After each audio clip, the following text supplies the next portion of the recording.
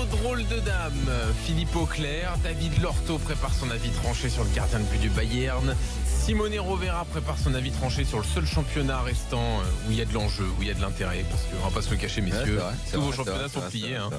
Et heureusement oui. qu'on a Mais plusieurs journées de la fin en plus. Ouais, c'est ça. Combien de journées il reste chez vous, les gars? C'est bien parce que comme Simone, Simone va être le moins mobilisé pendant la Coupe du Monde, c'est bien que ce soit lui qui finisse le plus fort. Ouais, c'est vrai. Imagine. Il a encore une équipe en Ligue des Champions. Et puis il y a un autre truc aussi quand même, c'est avec cette réforme de la Ligue des Champions, maintenant il n'y a plus d'enjeu sur les 4 premiers. Donc par exemple, tu vois, en Espagne, c'est complètement plié. Ouais, c'est vrai que c'est un peu dommage ça. C'était bien parce que les équipes entre le 3e et 4e, ça changeait toute la saison. Si tu devais terminer 3e ou 4e. Ouais, c'est vrai, bien sûr. Daniel, il reste 3,5. C'est vrai. Donc, parce que chez vous, en Espagne, c'est même bouclé pour les 4 premières places. Ouais, c'est ça. Ouais, c'est pour ça. Et en Angleterre En Angleterre, il nous en reste 3,5. Non, en Angleterre, les 4 premiers, il peut y avoir. Ah, mais c'est les 4 premiers dans les 4 grands pays. Enfin, excusez-moi, les 4 grands pays. Il y a suspense pour la 4e place ou pas? Ou c'est bouclé la 4e place? C'est pas bouclé dans la mesure où Tottenham est à 68 points et Chelsea à 63. Et tu te dis, si jamais Tottenham est dans une spirale un petit peu comme celle des années précédentes, pourquoi est-ce que Chelsea ne pourrait pas en profiter? Alors, si là il y a de l'enjeu, qu'est-ce qu'on doit dire de l'Italie alors? Excusez-moi. Tu prends moins de risques que moi avec Monaco. Je vais prendre le classement puisque j'ai France Louf dans les mains. Oui. La Rome et Lazio à l'égalité et l'Inter en point derrière. Et 2 sur toi. Oui, attends. De toute façon, l'Italie, on n'y est pas encore. T'as Simone avec toi là, tu n'as pas besoin de France Foot. Mais tout le monde veut l'Italie. C'est un l'Italie. jingle Fred Hermel. L'Inter et la Lazio, il y a un point. Non, pas tout de suite. Si, on y va, jingle Hermel. Je suis nul. Il faut jamais critiquer le meilleur joueur du monde. Sinon on est un gros con. Voilà, je suis un con, Cristiano a marqué. Oh là là. C'était l'an dernier ça, contre le Bayern. C'est ça. Et on remet ça donc cette semaine. Mais ce n'est pas ça l'objet de ton avis tranché. C'est Andrés Iniesta.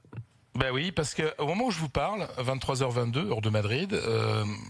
Mais 23 chez nous. 23h22, oui. 3-4 km à vol d'oiseau de chez moi. Il y a des dizaines et dizaines de personnes qui se relaient depuis des heures et qui vont se relayer encore durant de longues heures pour lire le Don Quichotte. Vous savez, Don Quichotte, le personnage le plus connu de l'histoire de Castille-La Manche, la Mancha, telle qu'on l'appelle ici en espagnol. Et il y a tout juste 48 heures, l'autre homme le plus connu de l'histoire de la Mancha, un certain Andrés Iniesta, marquait un but, sortait du terrain. Dans cette victoire, cette balade, ce beau match du Barça face à une équipe de Séville qui a explosé, je vous rappelle le score 5-0.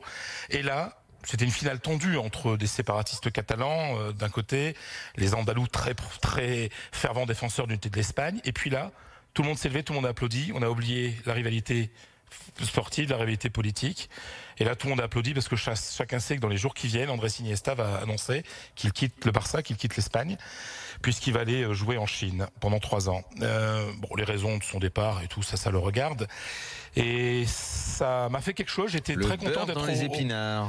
Oui, mais j'étais très content d'être dans ce Wanda Metropolitano parce que j'ai vu l'adieu dans une finale, dans sa dernière finale avec le Barça, l'adieu à l'Espagne c'est un avis tranché, celui que moi personnellement, avec ma petite culture footballistique et mes 25 ans d'Espagne, je considère comme le plus grand, le meilleur, le plus grand, surtout le plus grand joueur espagnol de tous les temps. Alors, c'est un palmarès de malade, c'est 31 titres avec le Barça, dont 4 Ligues des Champions. C'est pas en touriste. Et pas en touriste, oui. C'est 2 euros avec l'Espagne. C'est 4 Ligues des Champions, il m'en manque un, vas-y. Une finale de 2006, je pense. Ah, Daniel. 2006, oui, il est pas. Oui, 2006, oui. Ouais, mais je suis braqué sur Daniel, la période. On va te laisser faire l'avis tranché si tu veux, comme ça. Non, mais c'était juste pour réfléchir au palmarès en même temps. Si tu veux, c'est quand tu dis quelque chose, on a le droit de poser des questions, tu vois, Fred. Ouais, mais je finis simplement ma petite. Ah ouais, non, mais si c'est juste un monologue, préviens-nous, comme ça on quitte le plateau si t'es vexé. Qu'on laisse au correspondant 1 minute et demie, parce que et puis après on peut discuter. Non, mais on a le droit de demander, par exemple, où est-ce que sont les 4 Ligues des Champions de voilà, et puis comme ça tu montreras tes connaissances en nous rappelant que 2006 il était là. Bien sûr. Bah voilà, donc t'énerve pas. Oui. Parce que j'en avais 3 dans ma tête. C'est un joueur extraordinaire qui en plus a gagné le mondial avec l'Espagne en 2010, notamment en marquant le seul but, le but de la victoire, le 1-0 face aux Pays-Bas. Il représente tout parce que finalement c'est un joueur qui est né dans une famille très madridiste, lui-même jusqu'à l'âge de 12 ans, quand il intègre le Barça, il est pro-Real. Il évolue, il devient bien entendu pro au Barça, et puis dans cette finale de Ligue des Champions, il soulève son maillot et il rend hommage à son ami qui venait de mourir, un joueur de l'Espagnol, Dani Jarque. Dani Roque, qui était de l'Espagnol, qui est le grand rival du Barça. Voilà, c'est quelqu'un qui est le plus grand aussi parce que il est jamais rentré. Parce qu'il fédère les gens. Il fédère les gens, exactement, parce qu'il est jamais. Tu vois, quand tu veux, tu peux apporter des trucs. Ouais, non, mais il suffit de m'écouter. Voilà. Parce que le football, football divise tellement souvent et parfois jusqu'à la mort. Que voir quelqu'un qui unit comme ça en étant un joueur génial et qui s'est en plus sacrifié pour les autres. Messi est un joueur fabuleux, l'un des plus grands de l'histoire du football. Après, est-ce que Messi aurait eu la même carrière sans Iniesta derrière? Je suis pas persuadé. Donc voilà, c'est un avis tranché. Il y a débat pour moi. Plein de gens m'ont dit sur Twitter, oui, il y a Xavi. Sauf que Xavi avait pas ce côté pacificateur et unificateur, rassembleur qu'a Iniesta. Donc pour moi, oui, celui qui va partir dans quelques jours, qui a joué sa dernière finale en Espagne samedi soir, est le plus grand joueur espagnol de tous les temps. Ouais, de toute façon, le débat, il peut être avec qui? Luis. Non, moi, j'ai eu la chance de commencer ce métier dans une émission italienne. J'étais à ta place, on peut dire. Et entre les invités, il y avait Luis Suarez qui venait toujours.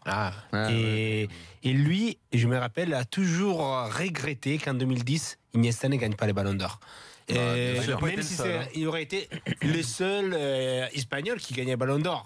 Avec Luis Suarez, c'est le seul qui l'a gagné jusqu'aujourd'hui. Et donc, il avait vraiment une passion pour Iniesta. Et même s'il pouvait piquer un peu son record, il a toujours adoré ses joueurs. Et les plus grands, avant Iniesta, rendent toujours un hommage à les plus grands d'aujourd'hui. Oh, mais ça tient, moi je suis assez d'accord. Non, il était pas espagnol. C'était pas vraiment espagnol. Même s'il a eu plusieurs nationalités, il n'est pas considéré espagnol. Ouais, mais c'est un joueur argentin. Enfin, non, mais c'est surtout Iniesta, il a même joué pour la Colombie, alors c'est dire. Parce que le football espagnol, pendant des années, quand même, ne gagnait rien. Il décevait avec l'équipe nationale.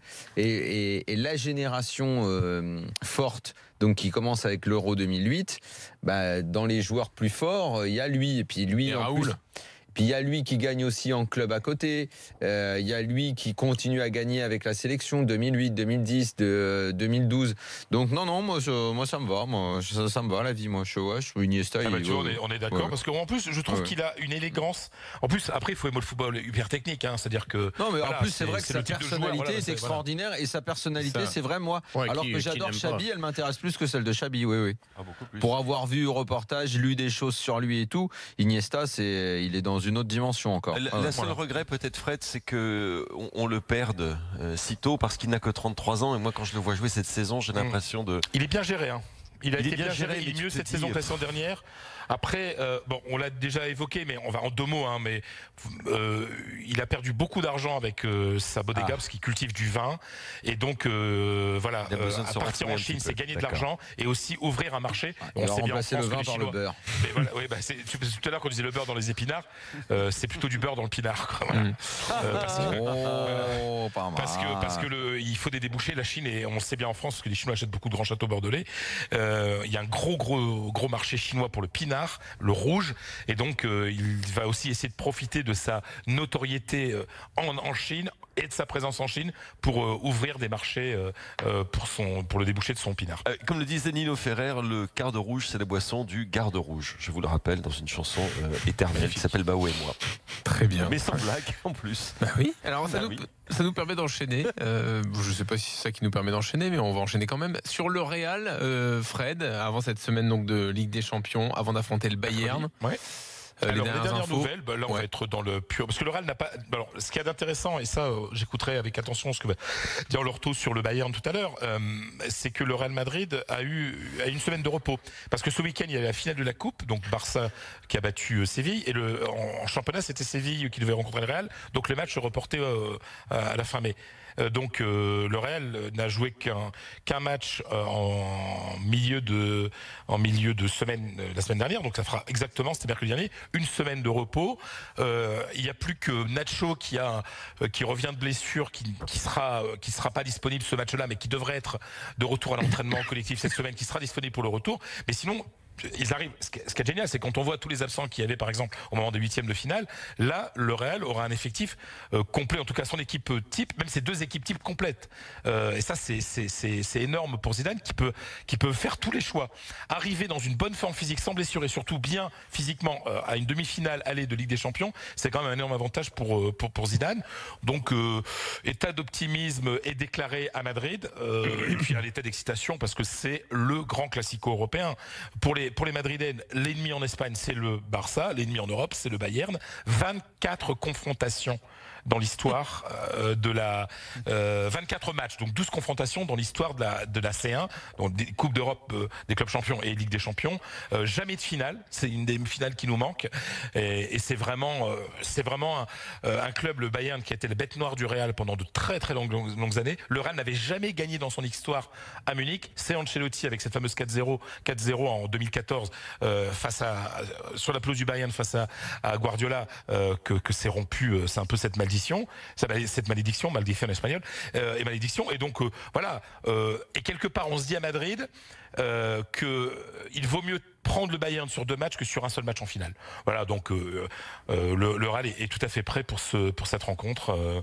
Mais ils sont pas plus confiants que ça. Je veux dire, ils sont là, c'est l'état d'alerte. C'est-à-dire que là, on rencontre le top du top. Il n'y a pas de. Et puis je pense que la grosse frayeur qui se sont faites contre la Juve a pu être bien utilisée par Zidane dans sa préparation de cette rencontre. D'accord. Et tu voulais dire un mot sur l'Atlético aussi? Oui. On a un gros match, Philippe, Arsenal Atlético. Donc là, on a un autre match de Ligue des Champions cette semaine, jeudi. On est d'accord. Oui, non, c'est vrai, on peut le dire. Ce qui est dommage d'ailleurs, c'est que nous, en France, les 2 matchs sont en même temps. Évidemment, on va être focalisé sur l'OM et qu'on rate ce match-là alors que les 2 autres, on va les voir. Mais ils auraient pu faire moi, je sais pas pourquoi ils n'ont pas fait 19h05. Pendant toute l'année, ils nous font avec des horaires là en Ligue Europa. Là, c'était l'occasion qu'on puisse se faire une belle soirée, quoi. Ouais, je suis d'accord. Donc là aussi, l'Atlético va se présenter sans Diego Costa, qui est toujours blessé. Donc ça, c'est une grosse perte. Simeone a fait énormément tourner ce week-end, ce dimanche. Voilà, on a une équipe de l'Atlético plutôt sûre d'elle. 2 équipes qui se sont fait un peu peur au tour d'avant. Oui, parce que c'est vrai que l'Atlético, sur la pelouse du Sporting Portugal, après avoir gagné 2-0 à l'aller, était mené 1-0, vraiment a eu beaucoup de mal. Et Arsenal, pareil. Arsenal, c'était compliqué à Moscou. C'était un but de se faire éliminer les 2. À un moment, ils n'ont pas été menés 2-0. Ils sont menés 2-0, absolument. L'Atlético, ils ont été un but de la prolongation, mais ils n'étaient pas bien du tout. En plus, c'est là-bas que Diego Costa se blesse. Donc voilà, l'Atlético, qui est le grand favori, à mon avis, de cette Ligue Europa. Ça va être très très intéressant de voir cette équipe à Arsenal. Voilà, il manque Diego Costa, mais il y a celui que moi je considère depuis le départ annoncé de Wenger, Arsenal, selon moi, a pris un coup de fouet. Mais bien ou pas bien? En bien. Moi, je pense qu'ils se sont requinqués. C'est un peu comme si d'un coup cure de vitamines. Non, mais comme Lucien Riquet l'année dernière, quand il annonce son départ avant le match retour contre le PSG. C'est vrai. C'est exactement ça. Exactement. Là c'est pas vraiment pareil quand même. Mais tu avais pas pensé, donc si on en avait parlé dans la journée, tu dirais oui, très bon exemple. Là, ça a été pris de court, donc tu dis le problème, c'est que si je n'y ai pas pensé, c'est que c'était complètement bidon comme exemple. Non, tu as pas pensé peut-être. Ça ne tient pas la route une seconde. Ça tient pas plus la route que les joueurs sont libérés par le départ de Wenger. Le départ de Wenger d'Arsenal à Luis Enrique qui annonce qu'il va quitter du ressort psychologique, ça se passait pas très bien, etc. Rien à voir, Jean-Louis, désolé. Ça a tout à voir, c'est juste que tu n'as pas envie d'écouter et de toute façon tu feras pas marche arrière parce que tu es buté par. Mais je ne vais pas faire marche arrière parce que franchement ça ne vaut pas la peine. Et demande à Philippe Auclair, il sera d'accord avec moi. J'ai le temps pour un petit mot en otage. Un petit mot sur les Vantés. Il dit rien ce qui est d'accord avec moi. Oui, un petit mot sur les Vantés. Vous vous souvenez qu'il y a pas si longtemps, en France, on voulait réduire les descentes et les montées à 2 entre la première et la deuxième division. Oui. Pas de conneries. Oui. Bah, c'est 2 maintenant en Ligue 1 avec un barrage. Avec un barrage. Ah ouais, voilà. Mais là, ce qui se passe en Espagne, c'est que les 3 derniers descendent. Les 3 premiers de la 2e division montent avec un barrage de montée pour le 3e. Mais simplement, mais il n'y a pas les 3 derniers de la première division, je m'explique, descendent. Quand on voit ce qu'est en train de faire Levante, le match qu'a fait Levante ce soir, en gagnant 3-1 à Bilbao, ça donne de l'énergie dans une Liga qui est finie devant, qui donne beaucoup d'énergie. Voir ces mecs comment ils se sont battus, et je me disais mais si jamais parce qu'on parle beaucoup de plus en plus de ligues fermées avec des franchises, vous savez, où il y a, parce que comme il faut faut bloquer, parce que pour que les investisseurs viennent, il faut pas qu'il y ait d'inconnus, parce qu'il faut être sûr d'être là pendant de nombreuses années. Mais on tue le football en ce cas-là. Et quand on voit le match que fait Levante ce soir, je me dis mais heureusement que le football n'est pas comme la NBA par exemple, qu'il y a pas ce sont pas des ligues fermées, parce qu'on perdrait des émotions énormes. Oui. T'aurais pu garder ça pour un avis tranché, Fred, plutôt, non? Oui, on est bien d'accord. Ouais, non, mais c'est un avis tranché, ça fait pas bander les foules, quoi. Mais simplement, ça peut être aussi intéressant de voir des équipes. Le bonheur de Levante ce soir qui est quasiment sauvé, je peux vous dire que ça vaut le bonheur d'une équipe qui gagne. Mais nous, la beauté de la Ligue 1, Philippe, c'est Metz, le dernier qui était condamné, qui revient là en ce moment. Qui revient sur tout le monde. On est d'accord. Je peux résumer? Oui. Les premières 4, c'est bouclé. La Ligue 1, plus aucun intérêt. Le maintien, c'est bouclé, aucun intérêt. Et donc, vous trouver quelque chose à dire. C'est le 17e l'intérêt. C'est la Ligue 1 sur le 17e. Messieurs, on arrête là. Pas toi, Simonet. Juste, est-ce que je te fais un cœur avec les mains comme ça. Oui, je vois ça, on le voit à la télé. Juste parce que l'after n'est que passion et amour, et parce que j'aime pas les conflits. Daniel et Fred, vous pouvez vous envoyer un petit bisou là à distance. J'en ai marre de recevoir des messages. Encore une embrouille, Riolo, Hermel. Non, il n'y a pas d'embrouille là. Non, mais moi, non, mais il faut reconnaître que je prépare beaucoup mes avis tranchés. Et je veux simplement 1 minute. Rien, il veut un bisou. Moi, je veux 1 minute. Bisous, Daniel. Où est-ce qu'il y a des problèmes? Voilà. Mais non, mais j'en ai marre dès que. Non, mais là, il y a eu un échange un peu tendu avec Fred. Mais où est-ce qu'il y a eu un échange tendu? Bah, quand tu as dit, est-ce que je peux quand même intervenir? Et Fred, il a dit non, tu n'interviens pas. Parce que j'ai dit, parce que je demande 1 minute pour mon avis tranché que je travaille depuis 2 jours. Daniel, fais-lui un bisou gratuit comme ça. Envoie-lui un petit bisou. Un petit bisou à Fred. Il a pas besoin que je lui dise publiquement. Bah si. Parce que nous on en avait besoin, ça nous fait du bien. Non mais moi l'amour de Daniel, moi je l'aime bien comme ça, amicalement c'est bien, mais Fred il a besoin d'amour, mais on a tous besoin d'amour, il n'y a pas que Fred. Oh mais certains plus que d'autres. Un bisou à Daniel. Non. Mais bisous je pense certains plus que d'autres. Certains sont plus sensibles. On perd pas de temps parce qu'il y a les copains qui attendent. Allez, bisous Daniel, c'est bon. Et tout le monde a sa sensibilité, Fred Hermel n'est pas plus sensible que moi. Ouais. On a beau avoir gagné 12 Ligues des Champions et le championnat de France en 98, on reste très sensible. C'est vrai. On va rester sur ces belles paroles et dans un instant, avis tranché de Simone Rovera et de David Lorto. C'est l'after jusqu'à minuit où tout le monde s'aime, c'est génial. À tout de suite.